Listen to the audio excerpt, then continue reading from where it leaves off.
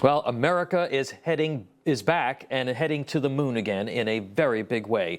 NASA is preparing for the next phase of the Artemis program with a crewed mission to leave Earth orbit for a historic lunar flyby set now for 2026. The ultimate goal is to have a manned crew land on the moon by mid-2027. Here to talk to us about this exciting space mission is former NASA astronaut and former commander of the International Space Station, Leroy Chiao. Mr. Chiao, I'm kind of a space geek, so these announcements are always very exciting to me. We appreciate you being here. Tell us about the Artemis program and that I could see Americans return to the moon for the first time since 1972. Well, sure, and U.S. has not sent humans to the moon since 1972.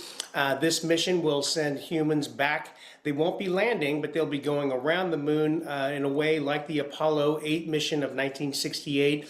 This is a new rocket, a new vehicle. It is launched before about 3 years ago on the same mission, basically, but without people on board. And so this is an exciting step towards returning humans to the moon, and hopefully the U.S. will get back there first. Technology has come a long way in the more than 5 decades. So how different will travel to the moon be than the Apollo program in terms of that technology and maybe safety or speed or maneuverability of the aircraft? Well, sure, and you're right. Rocket technology and avionics in particular have advanced quite a bit. And so, for example, of course, people even a long time ago used to say, hey, the computer in your phone is a lot more powerful than the computers that got us to the moon on board the spacecraft and the rockets. And that's certainly true. So we will have a much better sense of where we are as far as the spacecraft goes, the communication, the avionics and navigation, control. All of those things are much more advanced than they were during the Apollo days, but the basic rocket technology is the same. It is a new rocket, relatively new rocket, and it will get us more precisely on course on where we want to go.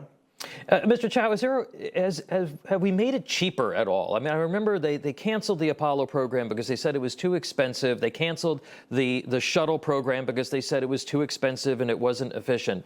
Have we figured out how to make this more economical so if we were going to build a lunar base, that we'd be able to support that?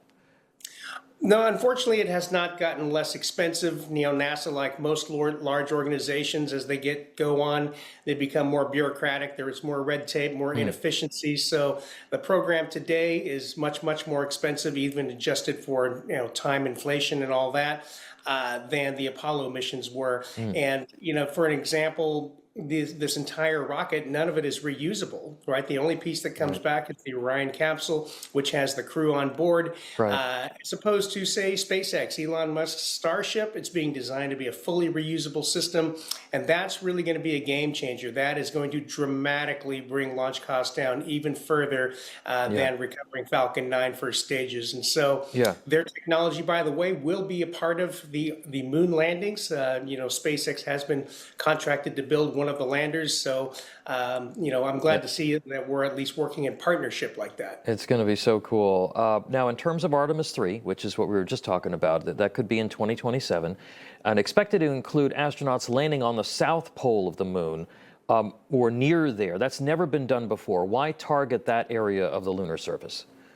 South Pole is interesting for us, particularly for a lunar base for everyone, because there has been evidence that there is a plentiful ice water there, because over there in the South Pole, we have some rather large craters that never see the sun. And so there are large ice deposits down there. And of course, water is going to be very useful, not only for drinking and things like that, but also for separating the oxygen and hydrogen. You can breathe the oxygen and someday maybe use the hydrogen for some kind of a fuel. But that place is very interesting also because you can set up a base on a point near the South Pole that always faces the Earth, and therefore you have constant communication with the Earth even during the lunar night. And so for those reasons, it's very interesting to be there at the South Pole. How excited are you about this? Because the space station is going away by they say by 2030, but now this looks like it could be a very promising new era for spaceflight.